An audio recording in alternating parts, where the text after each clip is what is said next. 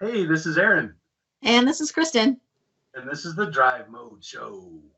Hey, you guys, welcome back to the show. It's been a couple of weeks that we've been just working on all kinds of stuff. And Aaron moved and has all kinds of stuff. Blizzards. What Yeah, else? we're still in Wyoming, still in Cheyenne, but we moved to a larger house so that all the kids have their own room, and I have my own office. I'm not. You notice there's no giant china hutch behind me or any other stuff that doesn't belong in an office. So this office is still being put together. So I apologize if there's a little bit of echo, but so far I've done my best. I got the Legos up, the Lego It looks speeds really up. good. I got my cutaway drawing up there. Photo, actually, that's from a car show in the 1960s. Oh, cool. So, yeah. Behind me, I don't know if, I know you saw a picture of this, but this was the Christmas present that my husband made for me. It's a camshaft from a race car with a bumper that he found on the family's ranch and just, polished it up and they put it together. It's pretty crazy. It is so cool. Yeah, it's really cool. That's a good gift for a car loving person. That's it right there. So that's from a race car and probably a very, very old, I'm going to say pickup truck. That looks like the bumper cowl off of an old pickup truck. Yeah. We're going to go to an uber modern car. We're going to talk about an electric Mustang. Let's talk about it because I just had it for a week and I tested it out as much as I possibly could in the last 7 days.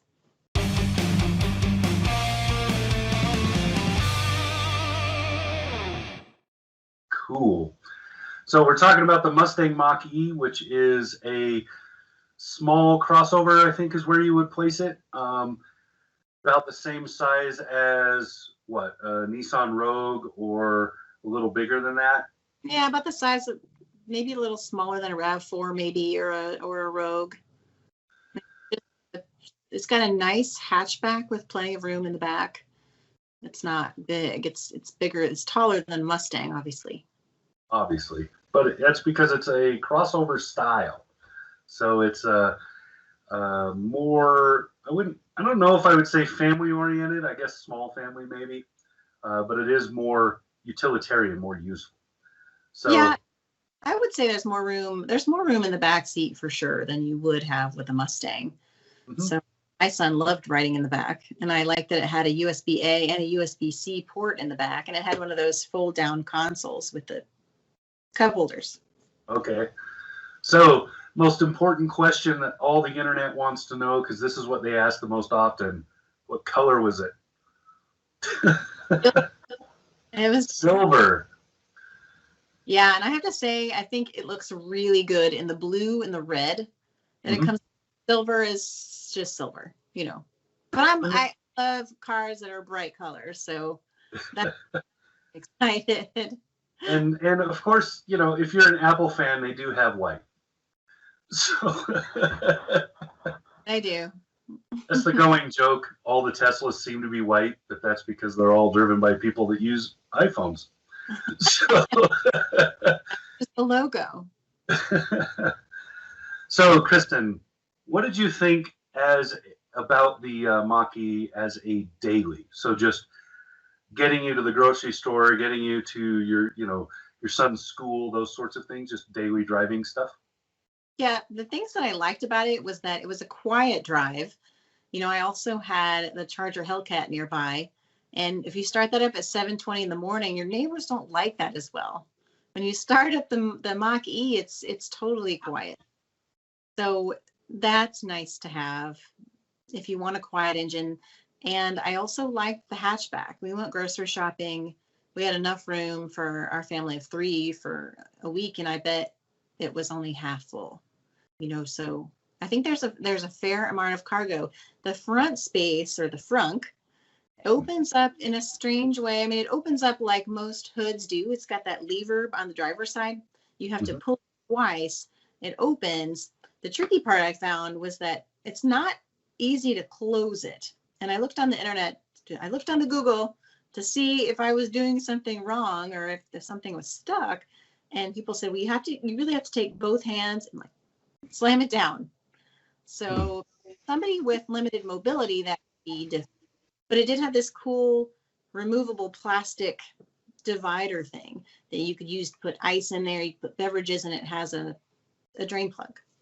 Oh, that's cool.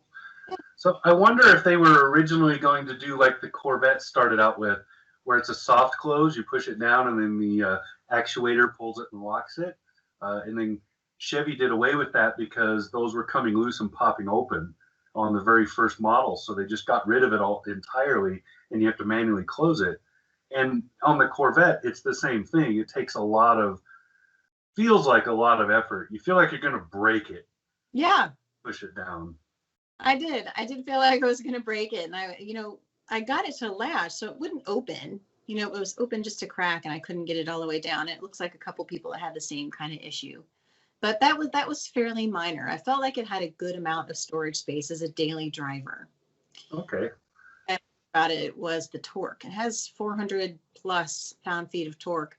And when you're at the stoplight and somebody's next to you in an ice, you just take off. They're way back in your rearview mirror. It goes so fast. That's awesome. So, question about the interior. How did you feel about it? Did you like it? Is it too like techie, or is it kind of more contemporary, like what most of us would expect sitting in a vehicle? I thought it was very contemporary and modern, but not in a Tesla way. I think Tesla to me feels almost cold. I don't know the word. But with the Mach-E, it felt like an update. It felt warm enough to still feel human. Okay. Giant 15.5-inch screen. And some people on Instagram asked me if it was distracting, and I don't think so. I think everything's laid out really well. It's intuitive. I can easily find the seat heater and the fan and the steering wheel heater and the stations I like to listen to real easily. Okay. What about comfort levels as far as the seating, and especially in the back seat? I had my son in the back seat, and he was very comfortable back there. He's 11, almost 5 feet tall. If you were really tall, I think even at your height, it might be a little bit cramped in the back, but not terribly. It's got some big pillars back there, so visibility could be an issue, but the camera is really good. And if they had a digital backup camera, I think that would help even more. Yeah, Ford hasn't excuse me. Ford hasn't gone to that yet with the mirrors that show through the back, like General Motors and Nissan have done. Those are really useful, especially as the vehicle gets bigger. And they're also very useful in situations like that where you have large pillars that can be getting in the way. Especially when the side mirrors need to be smaller. So on the Mach-E, they need to be a little bit smaller, otherwise they look oversized and they make the rest of the rig look too small. And Ford, design-wise, seems to have been going for a more, for a larger but sportier design. So they want it to look bigger than it is. Yeah. So what about ride quality as far as when you're driving around town, especially when there's maybe the road's a little rough, or you're turning a corner? Does it hit it too hard? Anything, stuff like that. It corners very. I think it understeers just a tad, but not to the point that most people would notice it. It's a little bit rough when you're going over bumps. So I would like a little bit of an improvement of that, but the drive itself is really smooth. Does it feel like a Mustang? No. Like, nobody should expect that, Ford engineers did. They talked a lot about it. They feel so different. I think it'd be almost impossible to compare, but some people did comment, that's not a Mustang. I don't understand why you call that a Mustang. I understand that too, but I also feel like maybe this is Ford's look into the future of where the Mustang might go at some point. So I don't begrudge them that. Yeah, and honestly, the as much as we hate to see it, I think the muscle car is going to be more and more sidelined. We're already seeing cars being pushed to the side.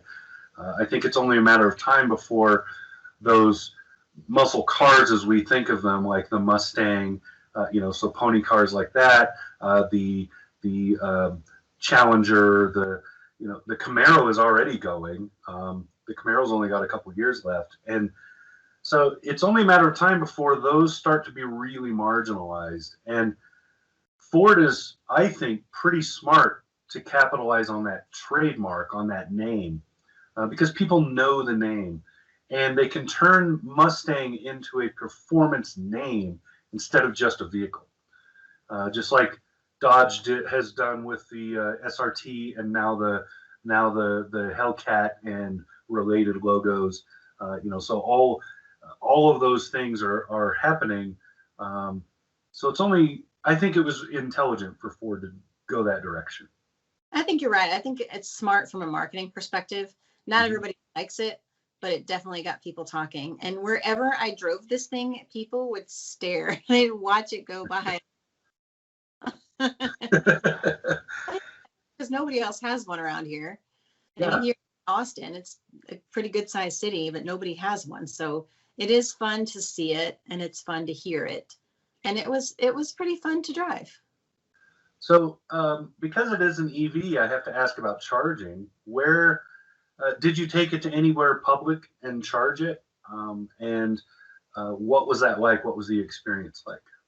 I did. I took it to a charge point, which was only a few miles from my house. It has this really cool feature on the screen where you can just press the button and it shows you the list of where the closest chargers are, and then it'll take you there. So that was great. And the one, it was really close to the grocery store where I usually go anyway. And I plugged it in. That was super easy. You just swipe your card that you have in your keychain, plug it in. And then I waited for about 10 minutes probably, and it charged up maybe, I don't know, 25 or 30 miles. And you really have to sit there for a good half hour to get a solid charge in there. And that's where I think that EVs still have a ways to go. That's why I prefer hybrids most of the time. I mean, like LC500H goes 600 miles on one tank, but this goes less than 300. And if you do need more energy in it, you can't just stop at the gas station, like pump the gas really quick. It's got to be planned out. So it's a little bit more, I don't know what the word is. It's just it takes a little longer. On my end, up here, there's only one public charging station, and it's at the Harley Davidson dealership. Because Harley's moving towards electrics, so they decided, hey, we should put a plug in. That's true. Other than that, there is nowhere publicly to plug it in. But the writing is kind of on the wall. We're going to see EVs. They're going to become a bigger and bigger part of the market. With a vehicle like the Mach-E, it's a more practical version of a vehicle. So, it's something that, for lack of better phrasing, regular people will drive it. So it's not just, some of the EVs that we've seen out there in the past that have showed up. You're like, who's going to drive that? Even the Prius Prime, which is a plug-in hybrid, it's just like, because it just gets in your face, especially when you sit in it. It's just throwing at you, I'm full of tech, really full of tech, just jumping at you, and it seems almost desperate. And like you said, in a Tesla, it feels the same way. And so I prefer vehicles that are more normal, because I think that's where we need to go. We need the mainstream. So I'm glad Ford did a good job and he liked it.